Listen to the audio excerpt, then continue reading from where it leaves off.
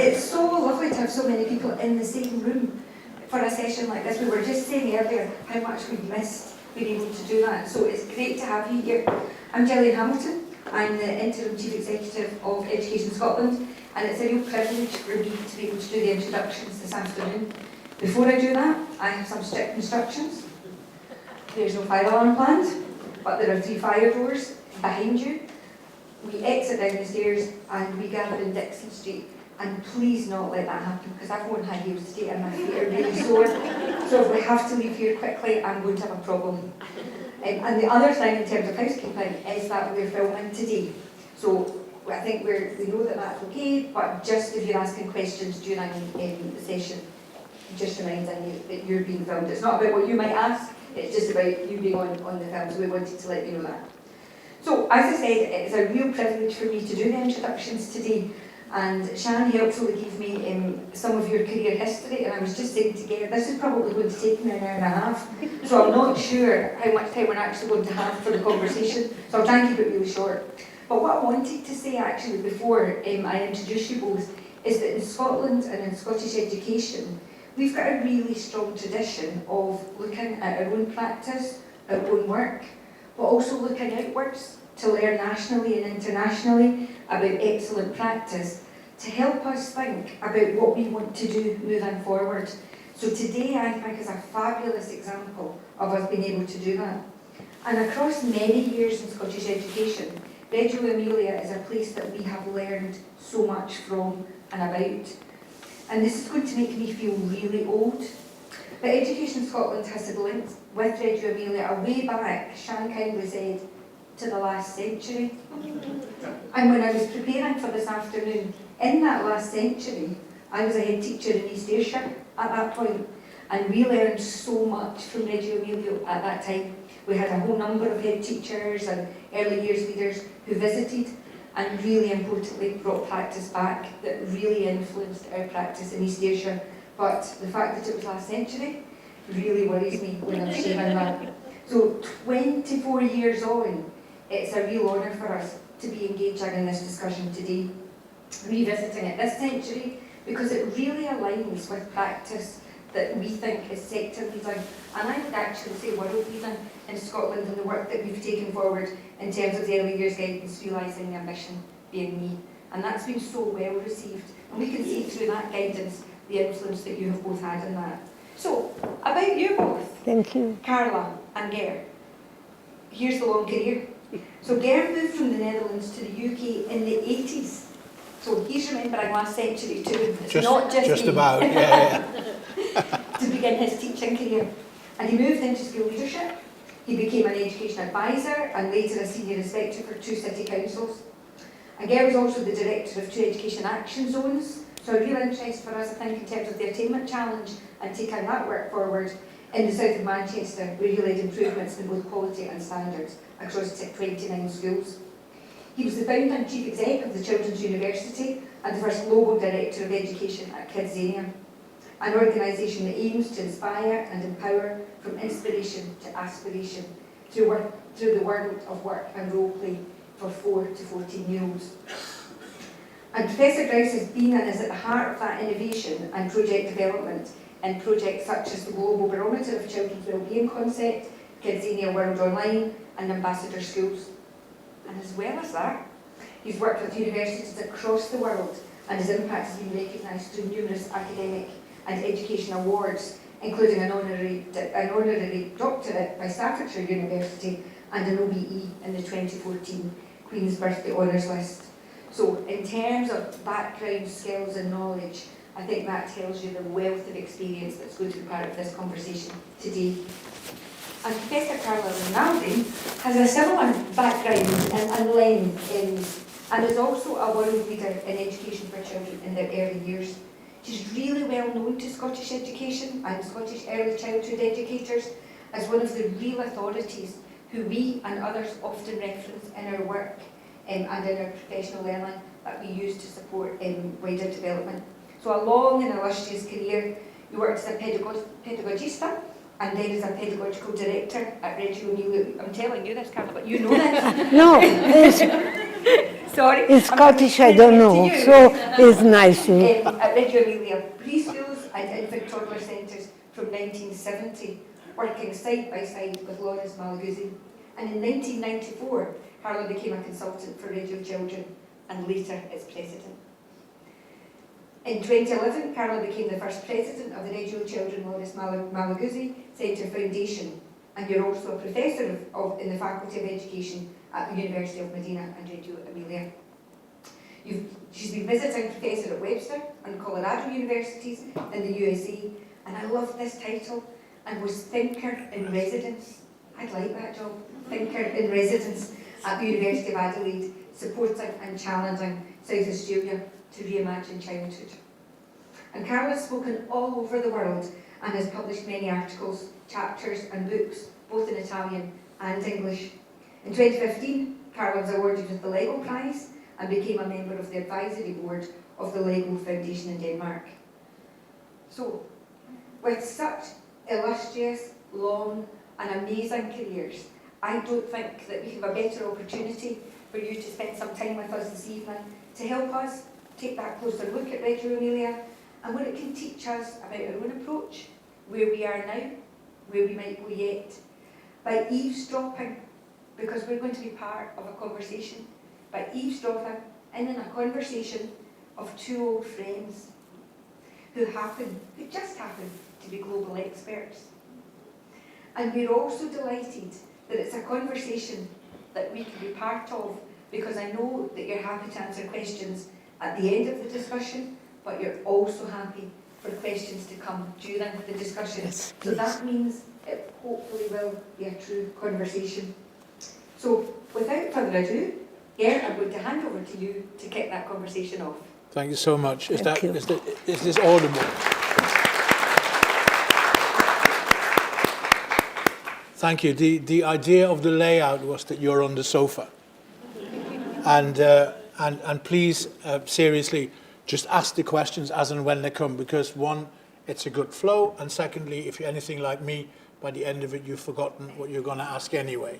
Right? So often that there's no point in that, I think. It's a strange privilege to be here. Haven't been in Glasgow for a very long time. My last time was when we started the Children's University in Scotland, so that's going back a while. And this image of the girl I call Lucy, the image was sent to me by her mum, Kirsty, over a decade ago when it was taken, because I'd done an interview with the people of Kelvin Grove and that got published. So that's what that was. And the image became the stimulus for our first conversation. So there's a Glasgow connection, because I'm kind of in educational terms Benjamin Button. I'm going backwards, right? So I was secondary trained, and with all the symptoms, you think you know it all. You're a subject specialist, and you begin to realize that, and you'll recognize this, right? When you begin to work in areas where the disadvantage is a big word, and where kids are up against it, you also understand that more of the same kind of doesn't work, and that you need different things, and that those different things don't lie in the subject expertise, but they lie in the engagement and the commitment and how you hook things in and how that works. So I found myself doing two things. One is leaving the very tight secondary school agenda and starting to look outside, hence the Children's University and later Kidzania. Then you begin to ask, well, how does that work? How does that make a difference? And what are the differences? And how do we know? And how do we record keep? And how can we innovate? And then all of a sudden, you become converted. So Rinaldiism kind of came to me, I don't know, well over 10 years ago. And I started working with Radio. We became very good friends. I now act as a kind of advisor, and I'm very proud to do so. And we constantly explore that issue of, well, how does that work in certain circumstances? Because the one-size-fits-all thing doesn't work. My wife's school is in one of the most disadvantaged wards in England, and the radio approach for those children is different to other parts, and it has to be, because those children are different. So we work those things through, and then we realize that friendships are better than normal ships, and that you need partnerships to do this. And now we're back here. We had a great train journey, and we had a great evening, and it was a brilliant morning, and thank you so much for the invitation, and thanks to Sean and colleagues for making this happen. So what we wanted to do really is kind of talk and make a start, and then you please just join in, yeah? Seriously. And I wanted to go to the person who I think, and I'll say this for the second time today, and I know she shakes her head, and you can shake your head whatever you like, who in my book is the most influential and most important educator since the Second World War anyway. Because I can think of people who taught me how to teach German. I can't think of people who taught me how to value children. Okay, and therein lies the brilliance. Carla, hello. If we can start, please, with a kind of a big thing that is, I think, is not just about early years, and I don't think it's not about children. It's also about communities and parents and big kids, and that's to do with values and principles and ethics and morality in today's education, and particularly with a focus on truth. What is that? And trust. And I think the trust is in two ways, please. One is as a personal one. We trust the child trusts us. But also in trusting the truth. It's become very complex. And it's very complex for young people. So do you want to start us on that? Yeah, for sure I have to start. I will try not to apologize too much for my English, but yes, Pat, I know that you say no, but I don't feel comfortable because, especially when I am in your work, I'm so powerful today.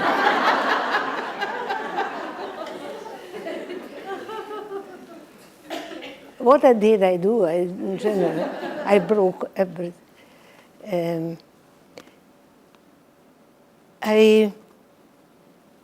I want to honor in this way not only your perfect English, but your country, and especially Scotland. And because I admire your history, I admire your people, the people that you are. I admire all the fighting that you have done. I admire your culture, and I admire my friends here, and I'm. It's a good thing if you don't hear. So I said grazie to everybody, and grazie for this opportunity to be here with you and with a lot of friends. The old one that I see in the room and the new one that came today, and they will come because I know that many of you have been done a big effort for coming here. So thank you very much. Thank you, my dear friend, for your beautiful question. This one is a very special one. I think that nowadays, more than ever, if we want to talk about education, not just school or teaching, but education as the duty that links us to life. Because generation move from one period to another thanks to education. That means from the Latin ex ducere, we have to remember, bring out from people, from a person, ex ducere, take off, bring out, I don't know, choose what is better, what they have in. So, but also to give meaning to what they can express and what they can offer to the others and to the world. Each of us is a possible treasure. It depends from those and what they encounter during life. And the ethics of education is really, first of all, to recognize that, first of all, each of us is unique. Think about this in a very deep way. Bring home this. No one will be like you. No one was like you in the past and will be. So you are a unique piece that we have in front of us. We have to take the responsibility of this. And it is an ethic responsibility that societies and communities have to take. And it becomes more evident, but we will have during the conversation possibility to explain this better. If we think that our uniqueness is such as because of you, without otherness, I cannot be unique. I need you as you need me. And this means reciprocity and interdependency. That in my view are the other key value. The uniqueness of each of us, but that is interdependent from you.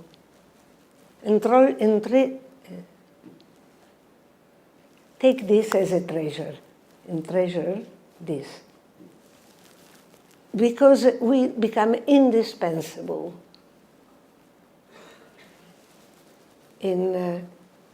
for our historical period, for our colleagues, for our children, for life. And this uniqueness is also what we can offer to the other if we encounter opportunities that can help us to express the best of us and to be more diverse because we are closer to the other. So diversity is another element and another value. It's enormous nowadays to talk about diversity as a value. Because there are thousands of diversity. Some are quite easy to recognize, some are not. I come from a country where today too, a lot of people in the island in the south of Italy are coming from other countries, and they bring their diversity to us. This is a diversity hard to recognize and to welcome. But it's also the diversity that the nature offers us. Because we have to remember that another value that make philosophy any more philosophy, but ecosophy, the other big difference is that it's not anymore true that this is humanity or man and the nature. Cannot be any more in this way. We are nature. And the interdependency that we are talking about is that one that or we are able to move, to recognize and to develop, or something really hard is going to happen. So education nowadays means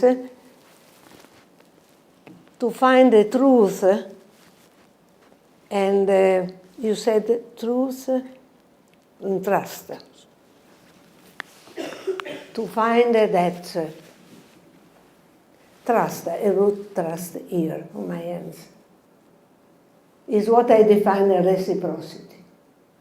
And is what links us to the children and to the world. And is the most exquisite, exclusive value that I can offer to a child and to you. And truth Is something given or something that we have to search and research. Nowadays, with the artificial intelligence,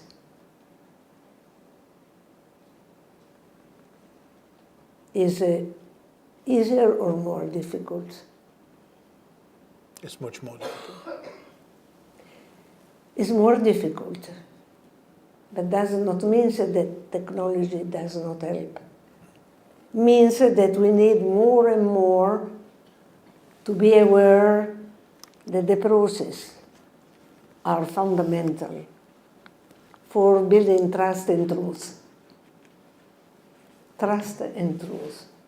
And the process and time. We don't talk about time, but time is the secret. Time is amazing how important it is. So trying to summarize, I believe that ethics has to become a word to bring home. Don't let ethic value, only to judge or philosopher or researcher. Ethic and moral have to become, as educator more than ever, our real key elements. What is ethic? Are practical idea that I tend to apply everyday life. It's not something there. Ethic is not there. Ethic is here. In the way in which I open the door and I welcome a person, in the way in which I don't push when I am online. In Italy, if you drive a car, ethic is dead. Because every time everybody is a disaster, not only to drive in Italy. Is a disaster. I don't know if here too, but the arrow is not used anymore. Everybody go right and left, and they go. But this is an expression of what we are losing. And the role of the school, starting from the early year, is the best place for rediscover ethics, values as those that I said, but you know much more and many more, and the way in which you put on practice in the daily life. Unfortunately, to educate is also to be an example. Unfortunately. This is hard for us and more hard for parents. This is why to educate is so hard. It's not enough to talk as I am doing. It's to act. Ethics in acting. Was enough? Yeah. For now. For now? But no, I think is really my opinion. And we didn't prepare this question. That is why I love him so much. I think can you hear me like this? I prefer to do without the mic. Can you get me, yeah? So they are able to... Because I'm loud and I live in England, that's right. There's a couple of things here, really. I wanted to talk a little bit about Mrs. Poole. I'll come to Mrs. Poole in a minute. But firstly, there is this thing that if you are working in the education professions as teacher or whatever, just let this sink in, right? In 50 years' time, somebody will mention your name. There is no greater honor, and how it gets mentioned, incidentally, is up to you, right? But that takes me to the role we play, the example we are, what gets copied. And it isn't big. It is about opening doors, and it is about courtesy and kindness and all those traits that we haven't got time for anymore, seemingly, somehow. We need that back, and we need to model that. So in 50 years' time, somebody will mention I'll sit here, and every time I use that quote, I do this. I'll mention my German teacher. Without my German teacher, I wouldn't be here. He trusted me. He gave me a book. I read the book, and like Oliver Twist, I went back the next day, and I asked for more. And I became a German teacher because of him. Not because his German was brilliant, which it was, but because he trusted me, and I trusted him, and he worked with me. So I mention his name, Huub Burskens, who's now in the south of the Netherlands in an old people's home, and I see him whenever I can. Mrs. Poole was my eldest daughter Anna's first teacher, as she says.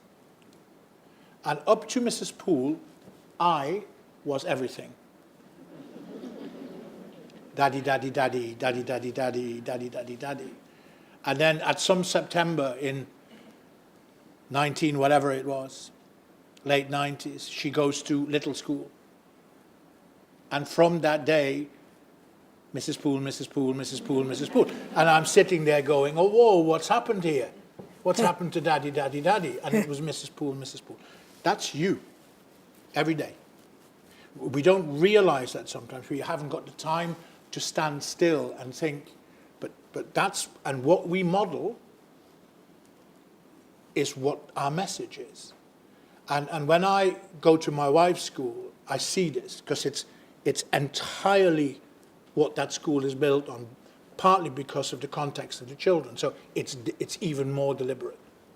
It's brilliant. I walk in, and these kids go, how are you? I recognize you, Mr. Kidzania, or whatever it is. But there's always banter, there's always politeness, there's always opening the doors. And we model that, and that doesn't happen in the classroom. That isn't planned for 50 minutes or whatever it is. It's just there, it's part of what we are, and that's why we get that mention. I think these things are harder to achieve in areas and where children have contexts that are difficult, that are challenging, that are poor, whatever the wrong description is, because every word feels awkward, disadvantaged, whatever. But you know what I mean. So, Carla, I wanted to ask you about this. The Reggio approach, and in Scotland, equity is high on the agenda. Quite right. And it is with you. But is it a concern to you that you mentioned Lampedusa and many people from many places in the world entering Italy, and that's difficult? Is it a concern to Reggio as an approach and to you as the president that the equity piece is becoming more difficult? Or is it not? For sure it is. Is another huge words, not easy to, not to put on practice, to practice.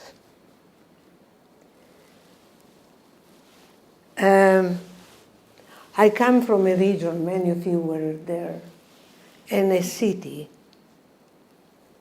where we grow up as a community.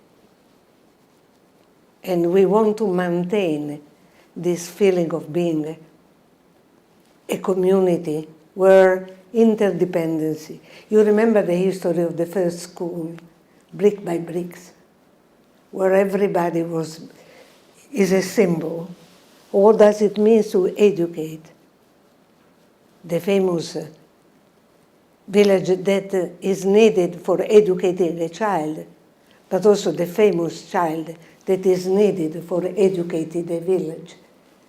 I grew up in an area like this, where the majority of us were farmers, then the industry, and then everything. But where to be a community was to welcome all the differences and give value to them. Also sometimes fighting with a divergency, but again, always with a great respect, recognizing dignity, the other key words, to that person. And social equality has been equality and socially has been our welfare, our organizing school, services, public, paid by the community and the states, for everybody. We had a big phenomenon of immigration from the south to the north. But they saved our economy, and they challenged the new immigration that come from Lampedusa, that means from the northern and central part of the phenomenon. I don't know if here on the newspaper you are aware enough of what is going on there. It's amazing. And what happened to their children? It's terrible. A lot of them, they died during the... Anyway, even if of this, in one of the most religious area of Europe, we are scared. They are too much, too diverse from us. They bear use, and so it's something really very, very challenging. And but the only one that we have is to welcome them in our schools with their family, and ask to our family to welcome them, helping to become part of the community. The challenge nowadays is enormous, but there are two other phenomena that can help us. We are aging as a society. They bring new energy to us. First. Second one, new energy and new strength, physical strength. They can be worker. The other big issue is that they bring differences, that have different alphabets, but they can be a way to regenerate our community. But again and again, if these words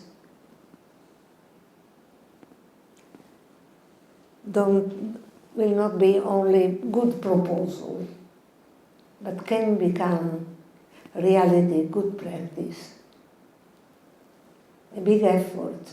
The only way is to organize a qualitative school where the children can be,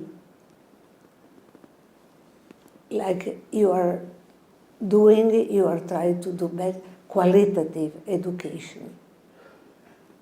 Not just education, place where not only they have to learn, but because they learn anyway, as we said this morning, but they can learn how to learn. Qualitative learning. Place where the teacher can be learn how to learn, not because they come to conferences with Carla, Rinaldi or others, because they can reflect as a team with a colleague, and the children can learn also as a team. You can learn with others, but learn, what does it mean? It means to create connection with the world and with the otherness. So my answer is that it's a very delicate moment in Italy, in Europe, for our future, not because I feel that we are completely on risk, because we are acting through them, through the digital and the technology, an enormous revolution. But we have to preserve the highest quality of being human. And the highest quality of being human are the secret of our children. The children, and also our teenagers, they need to be trusted, as you need to be trusted. not as only teacher, but educator and politician in the noble meaning of the word, you can really become those that can renew the meaning of being a teacher, not the person that knows how to do, but research with the children, the family, and the community, the humanity that we have and we are. We are losing our humanity. I'm not tragic, it's what is happening. And you are the guardian of this. Yeah. That's the beauty of being a teacher. It's difficult. We are not recognized and everything, because the children are not recognized as the treasure of the future. This is their weakness and our duty.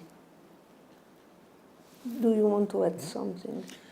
Just Or that they it's, can add. just I think it is a very difficult thing, but we need to look for a change in mindset that diversity is something not to be scared of, but it is something to be welcomed. And there is that thing, isn't there, that, you know, we need to build longer tables, not taller walls. And in essence, what we need is, I'm a big football fan, right? So Barcelona Football Club is one of my favorite clubs. And one of the reasons it's one of my favorite clubs is because its motto is Més que un club, which means more than a club, because it's owned by its membership. And I think schools should become more than a school, because it should be owned by its membership. Whatever that membership is, if it's very diverse, in my wife's school, 26 languages, whatever, it doesn't matter, as long as the ownership is there. So we need to look differently at our schools, at our little schools, and particularly at our big schools. Because there is something else, and I want to come to that in a second, which is that we have a brilliant history of looking after younger children really well.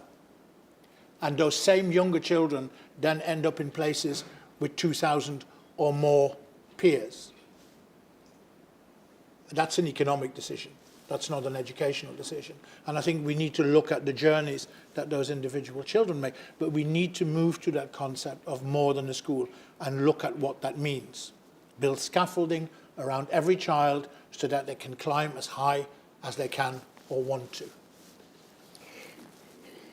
This morning we had a reflection about the children as citizens from the birth. Yeah. To act on this concept is a huge duty that we have to ask to the politics. Does not mean only to build a good qualitative service for all the differences that we are, because there is a difference that we don't embrace, but male and female, the gender difference, that is another huge one to work on a lot. But to welcome the children's citizenship means, for example, to change our hospital. If you go to the hospital with a child, you can find very good pediatrician, but if he has to stay there for a night or 2 or 3, the organization that does not recognize the child as a citizen, but only as a child of the mother and the father that have. So if you look at the train, if you look at the bus, if you look at the restaurant, and you go there with a child, so there is enormous revolution. If you are convinced, as we are in Reggio, we continue to dream, and we want to have you as a dreamer with us, having a vision. If you can continue to believe that the only possible regeneration is if we start from children and from us. The real deep change of paradigm that include peace as essential part. That's another key concept. The peace is not only the absence of war, it's the recognition of your existence with all your differences is enormous exercise. But if I remember another conversation that we had, I was told I don't know if this morning or yesterday, that the Scottish are not simply Scottish, are Celtic and not Gaelic, Gaelic. Gaelic. And another, so you were migrant. Italian were more than migrants. We are immigrants and emigrants. And many of us has the terrible history in the back of the family traveling to United States and waiting for being admitted. So there are many reasons, but also not only looking at human beings, but all the species that are on the earth. But the only people that can do are obviously politicians that support you. And Reggio can be a tool for understanding, not a good didactic, but really a large political vision of what childhood can be in this phase of humanity.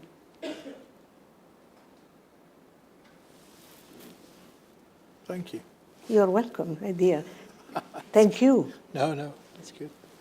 I wanted to, it's come up a couple of times, technology. Now, on the train yesterday, I was getting very animated about technology because whilst I'm incapable of turning on the lights at home, I'm a big advocate of technology. I think it can bring awe and wonder in a way that we've never been able to imagine. My daughter wants to study Spanish at university. She's in touch with people from all over the world.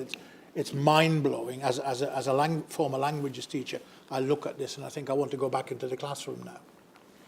And but technology also has its downsides. Although I do firmly believe that we should never blame technology because technology has humans behind it.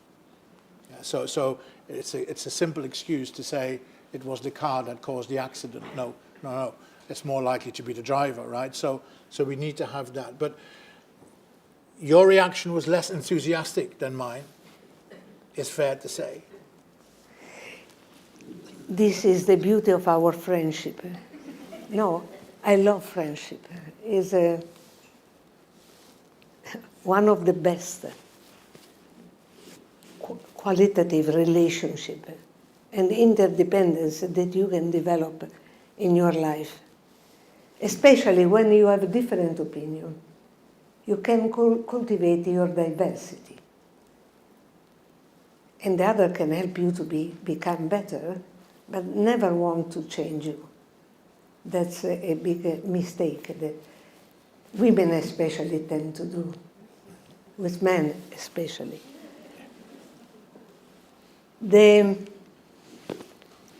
The big thing is, I was taught that technology started when we start to write. We were, how do you say, era prehistory? Yeah. Prehistory? Preistoria. Yeah. That's Italian. To write on the wall with something that was able. So technology started. This is technology. This is more than a technology. It's not that I disagree. I really would like that we could take,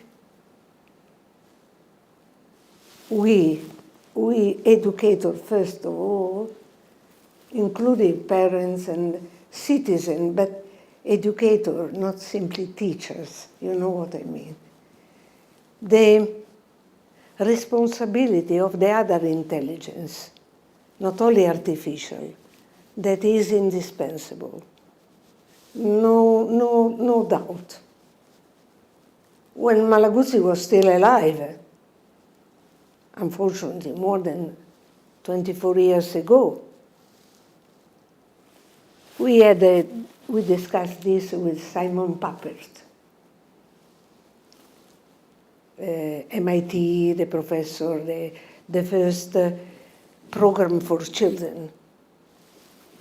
And there were some doubts. Now no doubts.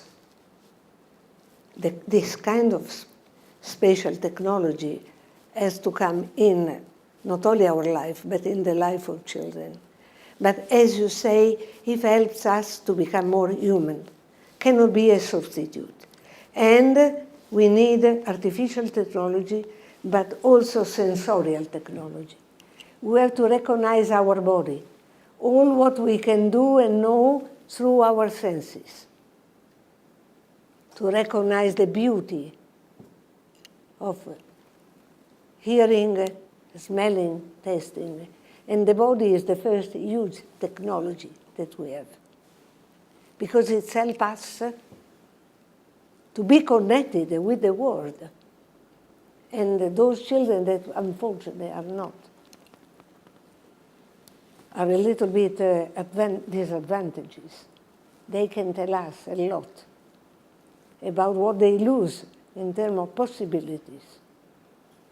It's the best technology, our body, to be connected with. If we have this kind of education to recognize my body, but also the body of a tree, the body of any tool, the energy that comes from things.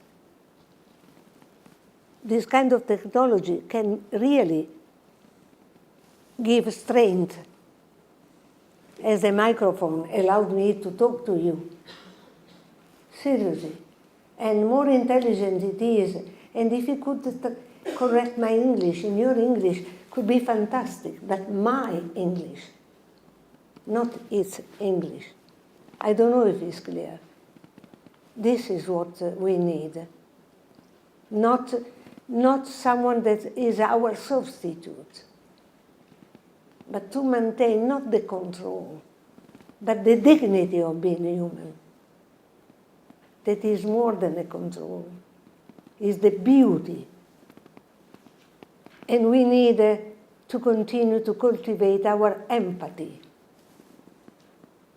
No machine can have what I see in your eyes now.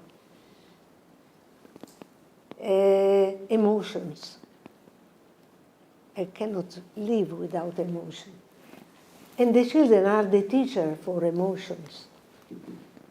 They are for empathy, for everything. I was discouraged, and I stopped, sorry. When I was with someone, an academic, that said to me, we were talking about animism and the phase of Piaget. You know, I don't know if you still study. When I was young, I had to study the famous Piagetian phases. And the first was animism. And he defined it as a primitive phase. No, it's the art. When they go to the table and do this, it's fantastic. If you help them to discover that is alive at the table, but not because it's animated, but because and so. So the key is really to be able to use technology and not to be used, to be reciprocal. I can teach and I can be taught, but not to be abused by. And with the teenager, because as you know, we look at the 0.99, no more only 0.6, but starting from 0.6, we want to go there. Also, the teenager has a right to be trusted and has the right to be recognized as a bearer of a lot of these qualities.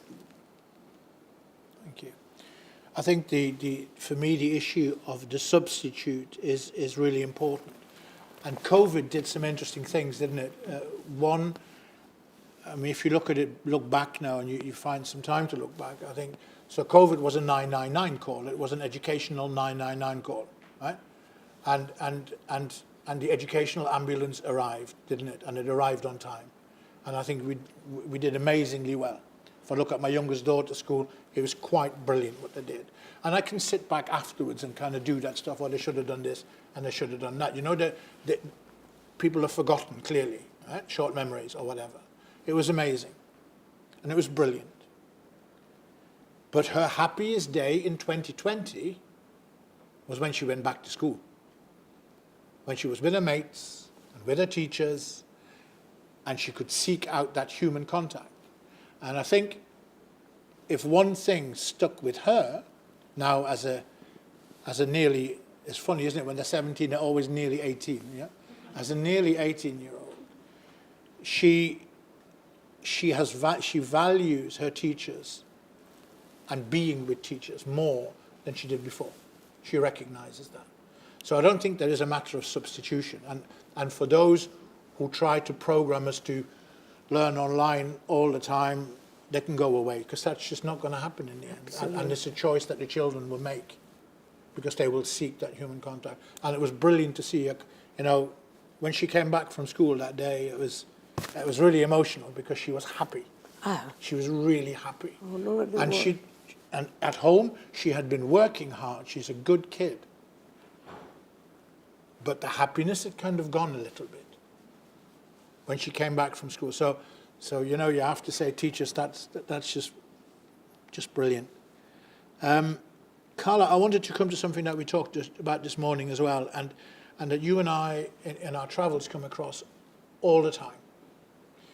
And it's a really simple thing, but I think it's a very disturbing one. And it is this, that early years education, early years learning, whatever terminology we want to use, is not taken seriously. Okay? Because for some it's childcare, for others it's an economic solution, depends on who you are. But it is one of the very few things that I can think of in life that we do the wrong way around. When we build a house, the stronger the foundation, the higher we can go. When we grow a plant, we water it and we feed it from the roots. But what we do in our schooling system is we put most money in the chimney, and we water it from the leaves. And it strikes me as fundamentally wrong. And it's a discussion that we have everywhere and every time we meet. And there isn't a solution here, by the way, this afternoon for those of you who are looking hopefully. But I think it's a discussion worth having and sharing some thoughts about. There is other people here that can help Yes. us in... Oh, sorry. I said there are other people here that can...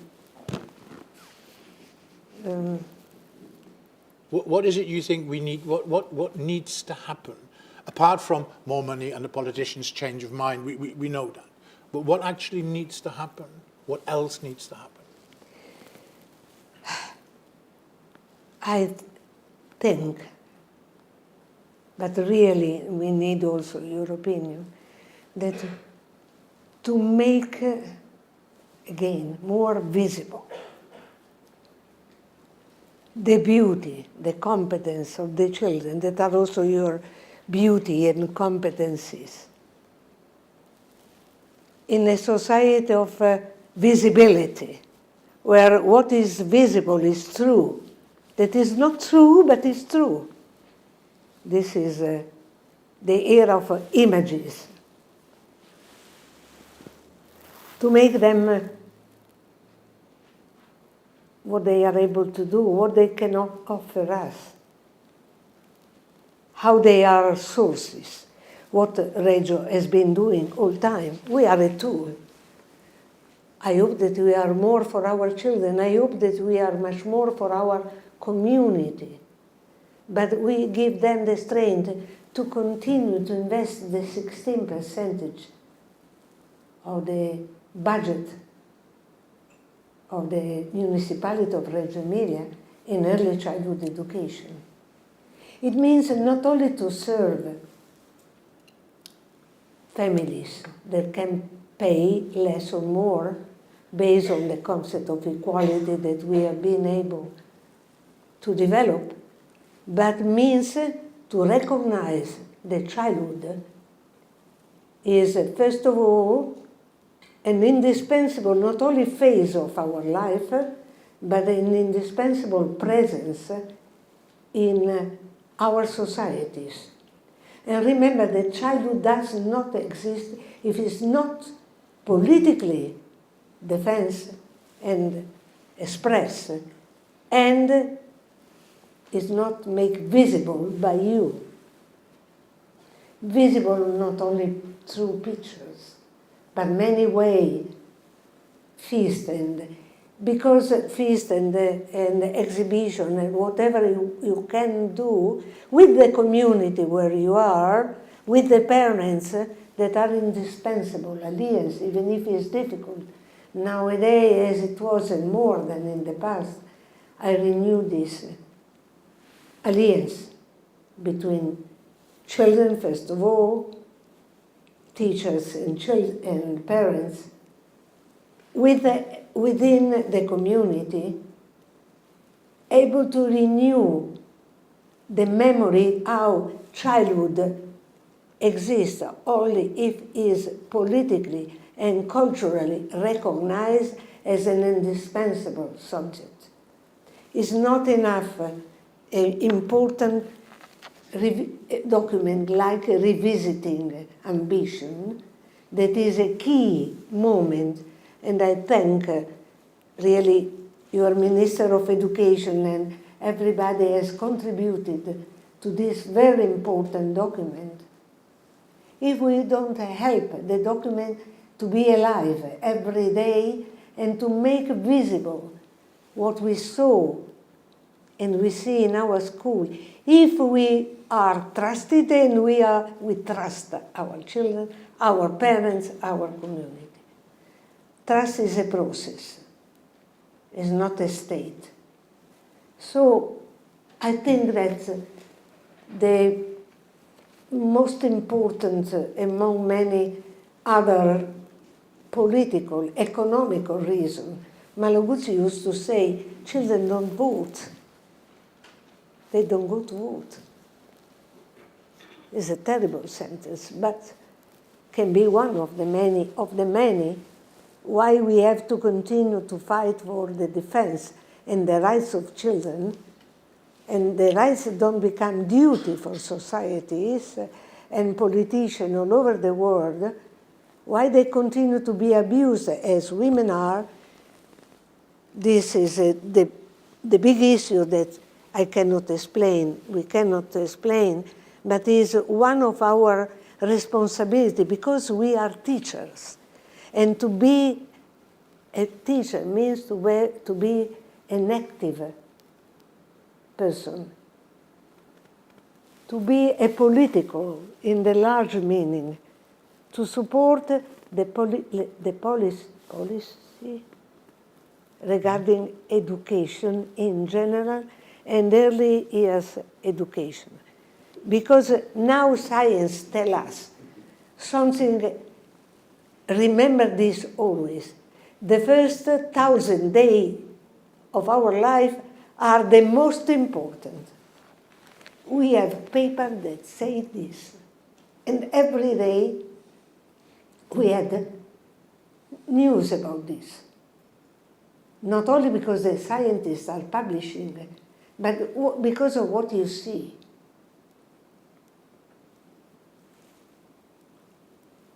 And what you see is your responsibility, my dear.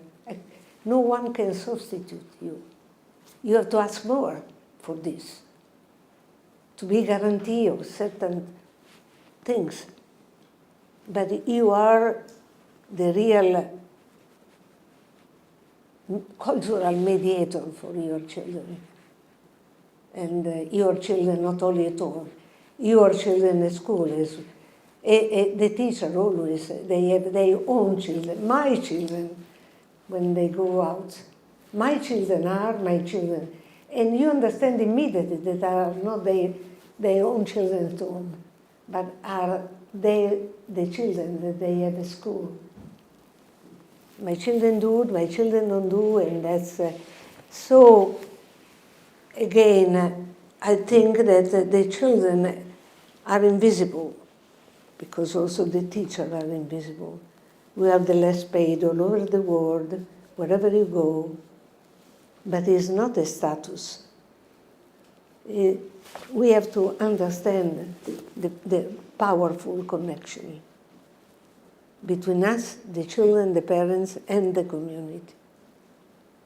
Never stop. Reggio is still alive, but not because what Loris Malaguzzi, the parents, did, and the teacher of the time. Bye-bye. If there were no new teachers, new politicians, new parents, new citizens able to understand the essence of what they pioneered, the hero that started after the Second World War, and Loris Malaguzzi in 1963 with a group of teachers was able to, but nothing is written on stone, always on sand. So we have to write again, write again. And this is the only reason why I'm here, not only to meet friends, but to be encouraged by you and to encourage you to have the courage to continue. Please, we need alliance. More and more. We need you coming there and us coming here, our children moving. Alliance among our ministers, alliance among those that believe, really believe that peace is in our hand. It's a romantic, yes, I want to be also romantic. Because when I look at the television, and I have to be an educator, but I don't want to be fake. I want to offer what life offered to me at my age. The joy of being an educator. And let's help teachers, also high school teachers, to learn what we have learned, that learning and playing is the same things. Playful learning. Something that also we can do as adults. The joy of learning. Learning is a joy, can take a lot of energy, but is the, oh my God, I've learned this. And to learn more, and is the joy. But we are able sometimes to kill the children, telling them what they want to discover by themselves. And this is our famous pedagogy of listening come out. And as Jerome Brunner said, it's not something only for young children. It's something for human beings. Maria Montessori said, don't teach to the children what they can learn by themselves. It's true for the human being.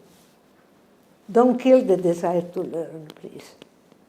To know and to travel in the universe. Thank you. My God, thank you. No. There's an interesting one. We have a mutual friend called James Bradburn, and James runs museums. He's an expert in learning in museums. And that bit about how you learn in places and don't take them, let them find out for themselves. So quite a few years ago, I was talking to James, and my two oldest children were much younger. And he said, oh, you went to Paris? And I said, yeah, we went to Paris on holiday. I said, did you go to the Louvre? And I said, I went to the Louvre. And he said, and then you took them by the hand and you took them to the Mona Lisa, didn't you? And I said, yes, I did.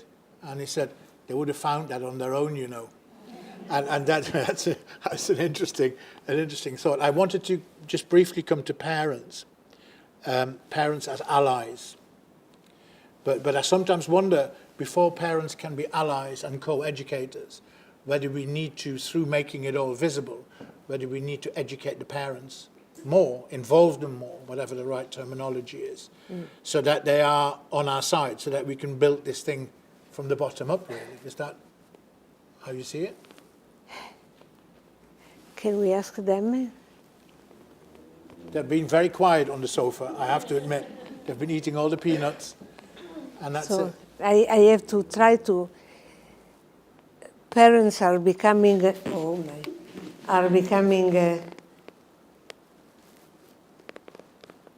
it's becoming more and more difficult to be a parent.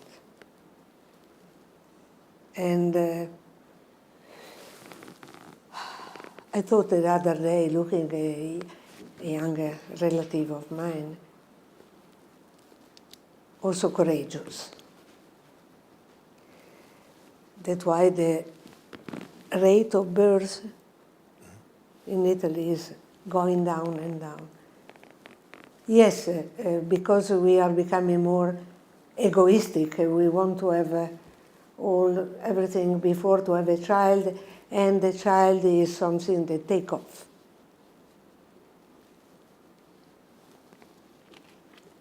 But we didn't develop enough the narration of what the child can give you in this reciprocal. Remember always reciprocity and interdependence. Write these words, can be helpful for everything. But even if I said, and many of you can tell more and better, you too, what does it mean nowadays to be a parent? They are become, not because of this, but because of the big doubts that we have in front of us, more and more indispensable, because they are learning with us from different perspectives. When a child is born, a parent is born. A mother is born, a father is born. The only thing that you can tell them is to grow up together. And the school has to be a place where the three of them can be welcomed. The school has really to be an open space for them, for the community, where the 100 languages are not only for the children, but also for the parents.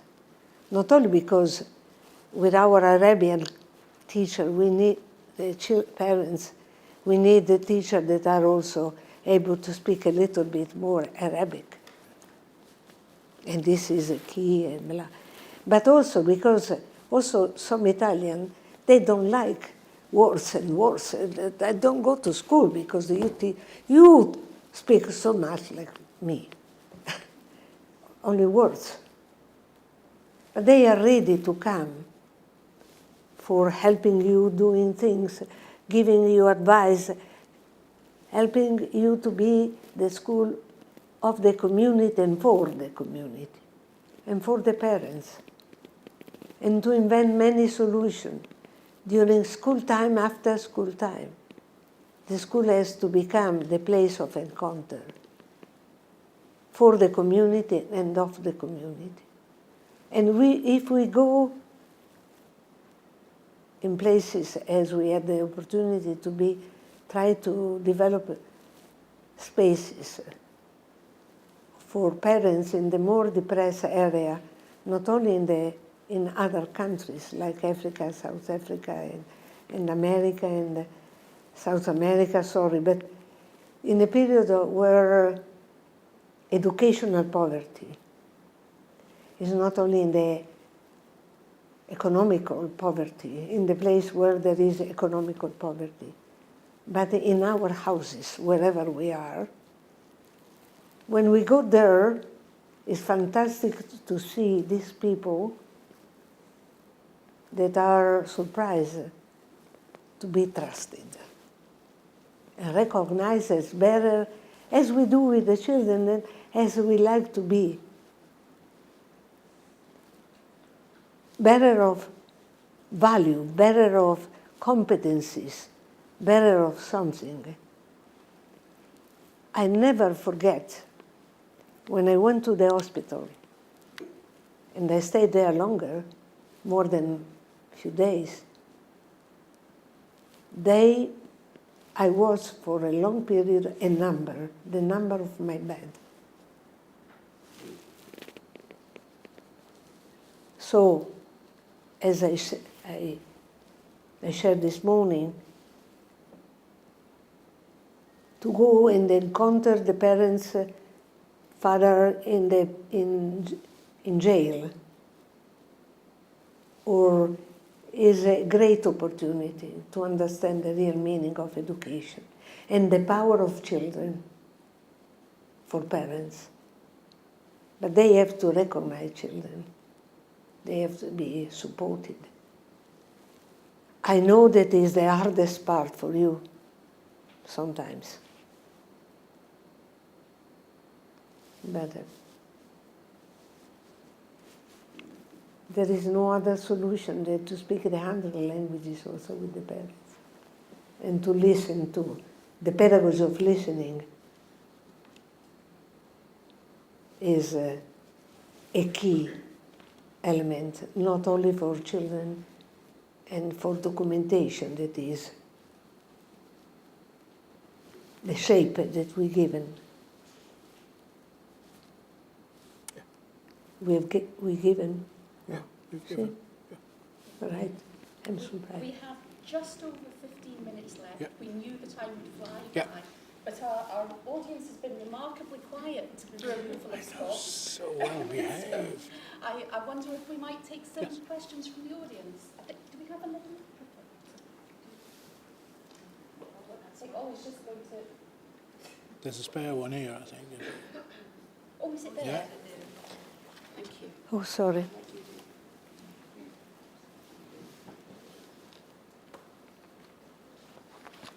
Would anybody like to ask a question? Who'll be first? Make the point, actually, I don't know if you can hear me without the mic or. I'll come.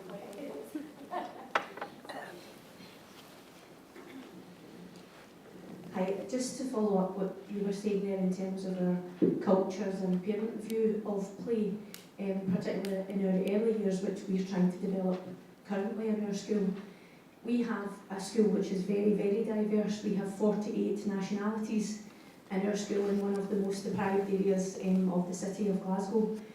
What we find is a real difference in the parents' attitude to education, especially in the early years. Culturally, many of our parents, the only way out of poverty for them in their lives is education. Yes. And many of them then wish, even when they come to parents' evenings, and you say to them, you know, your children's doing well in drama or art or dance, or actually you start with the positives. Many of them say, we only want to know about numeracy and literacy. How are they doing with maths and language?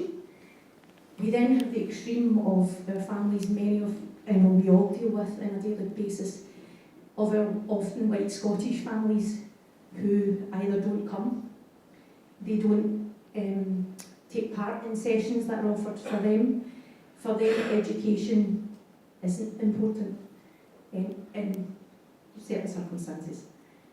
So I suppose it's for us to strike the balance of the needs or the wants of all of our families and our children, and we do highly try to engage with the play pedagogy and so on. So I guess I'm asking yourselves, but also the other educationalists here, how do you strike that balance as educators who are trying to put forward a particular style of teaching and a particular style of learning to parents who often are quite resistant to it? Sorry, I've written a wee bit, but I hope you get the point. How we can manage, sorry, because No, it's okay. It's about how do you manage the parents and the expectations in a diverse community where there is poverty and people from all sorts of places. I think part of the answer, if I may start, is because also from my experience, is I said this once in a meeting in London, it's taken you since the 1944 Act to get it wrong. It'll take us more than 5 years to get it right. These are, what you're talking about, I think, is a cultural development. So again, from really practical experience, if I look at in my wife's school, she's been the head teacher in that school for 15 years. She probably talks now, after 15 years, with the greatest confidence ever of the changes that have been achieved. Partly also because the demographic has changed, incidentally, and that does help sometimes, because when you have parents who come from backgrounds where education is the only way up and out, that helps and helps to change the tone, and others may follow, but that takes time. And then moving into that numeracy and literacy piece, I think part of that solution lies in the dialogue, and part of that solution lies in making the learning visible. Time and time again, creatively, innovatively, tirelessly. Because in the end, you know you're right. You do, don't you? Yeah, you do, because you're the professionals. Right? So, but it also lies in the quality of the dialogue. And also, by the law of averages, you won't win them all. But I think we need to, it's a strange thing, isn't it? Because we want to do the right thing for all children now. But at the same time, we need to realize that those culture changes take time.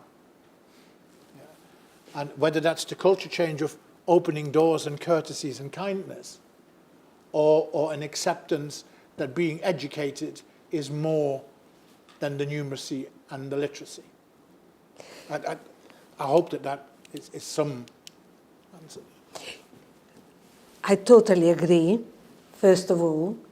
Second one, now the main goal of school is to regenerate humanity. I don't know if it's, it's enormous, I know, but I cannot define differently. We are in front of one of the most amazing phenomena that never happened, or in our memory does not exist. So I agree completely with him. I would like to know more about which kind of solution. It's a moment of biggest change. What I can tell you, what the fatigue of many of our teachers in Reggio, but I need to know all the fatigue of you and your colleagues here. The most difficulty is there are no easy recipe. Time is the recipe, and courage to accept uncertainty and risk. Obviously, parents ask, also in Italy, they do the same. I talk about the area where I live, but I listen. And especially family with economical problem, they want to have competencies that can be used quickly for money competencies and money. Obviously, it will take time, but we have to exercise also ourselves to be more strong. How many disciplines there are in Lucy? Yes. Is a monument to the state of imitation, the responsibility, equilibrium, the premises of mathematics, how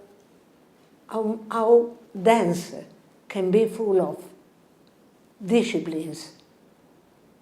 It's something that we have also to learn, because also for us it was easier to think, I do math, I do this, dot, dot, dot, interconnection, interdependency, and time. The time is the only real important thing that we can offer to the children, and is the most expensive. I also think, just to add to that I think we need to, the dialogue needs to be about experiences rather than achievements and attainments. Yeah, so because essentially our schooling and our education system is there to serve society, not the economy and not the grade system. And the experience, so when we started Children's University, this was a very hot debate, because what people wanted was booster classes in maths, right? And I'm kind of going, I'm not doing this, I'm going home, right? We're just not doing this. So I used to sit in staff rooms, and there were whiteboards. They'd just been invented, I think, at the time. So there were lots of whiteboards in staff rooms, right? And I used to write 10 things that I thought every child should experience by the age of 11. And then I left the rubber next to it and just walked out, because I wasn't expecting people to, and I didn't put numbers either. And then people started to kind of go, and those experiences were, they were not getting grades in maths. Those experiences were going to the theatre, being part of a team, visiting the capital city, doing things, right? Experiencing things, and then you move that on. So what you do is you move the dialogue, not away from quality or standards, but you're widening it, you're giving it purpose. And I think that's incredibly important. And the other thing I would say is that it's taken me 40 years to realize that in school, the words "for example" are probably the two most important words we can use, because every time we use the words "for example," we tell a story. And every time we tell a story, we give purpose. And there is something around that. Try the whiteboard thing. Yeah. Try it with your staff. Try it with the parents. And it'll take you away from the levels in numeracy and literacy in their minds, because other things begin to matter. Again, example, in the meaning that you are... during COVID period, that one that you have been commenting before, in Reggio, I think there was the need to offer more spaces than the school building, because not all the children, because of the spaces that we needed to create, so the children were welcome, but not the same group of children in the school, because we were needing, I don't know if I'm clear, more space for the distances, for all the rules that have been. Starting from this need, as usual, need can really be generative in creativity. The municipality of Reggio, the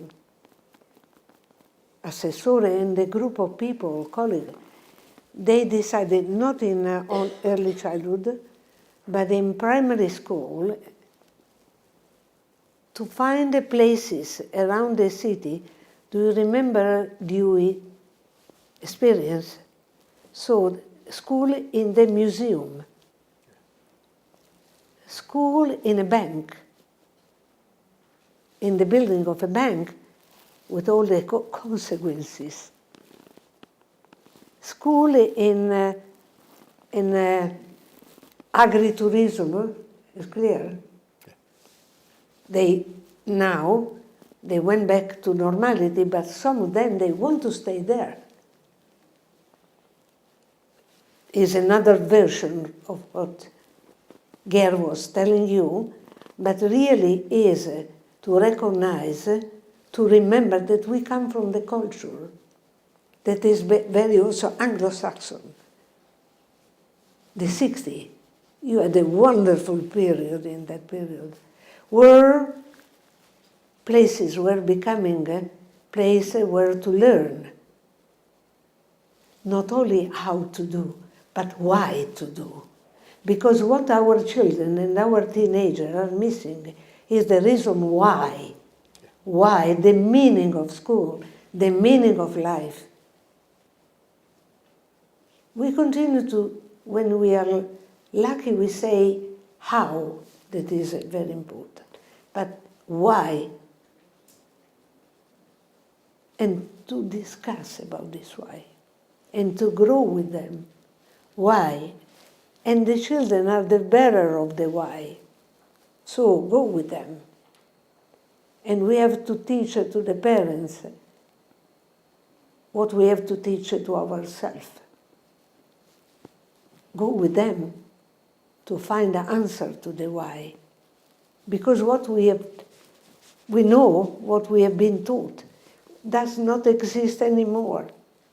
Not what I was taught because of my age, but also what many of you have been taught. Even if the future is future. It's not far away. It's here, in this room, in your mind, in your heart.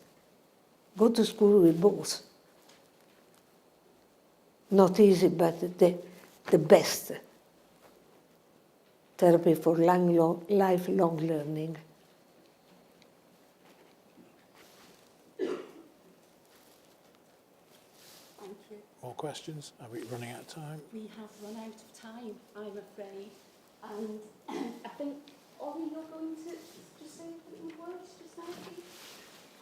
I am. Yeah, I'll just go back. Come here.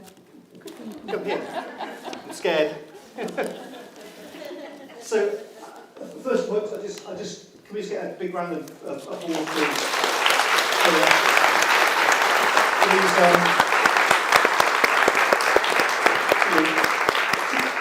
Two fabulous speakers. I don't know about you, but my brain's ticking over like big time. And I've already had an hour of this today, this morning. I think my brain feels like it's going to explode. But I just kind of really love the warmth of that conversation. Does that make sense?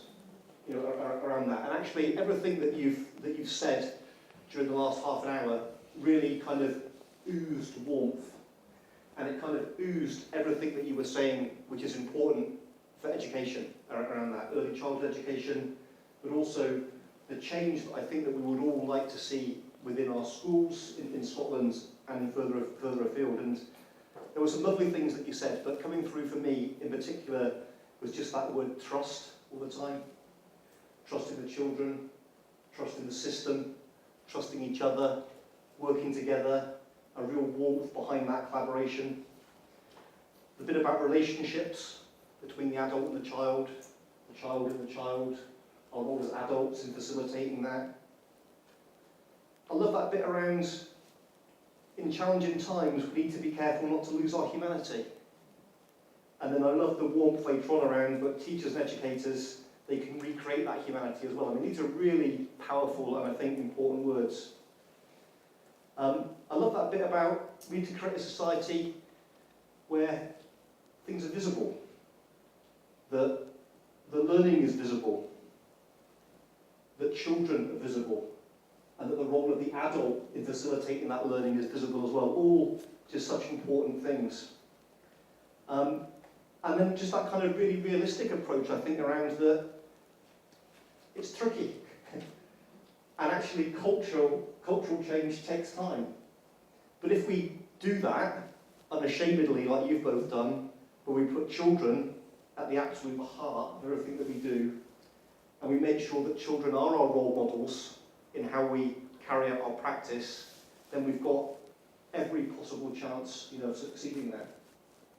So I just want to again sort of say thank you to both of you for almost inviting us into your home this evening around that, because that's kind of what it's felt like. Thank you for the warm conversation, but also taking on the challenging questions, and I think sort of challenging all of us, you know, in our thinking as well.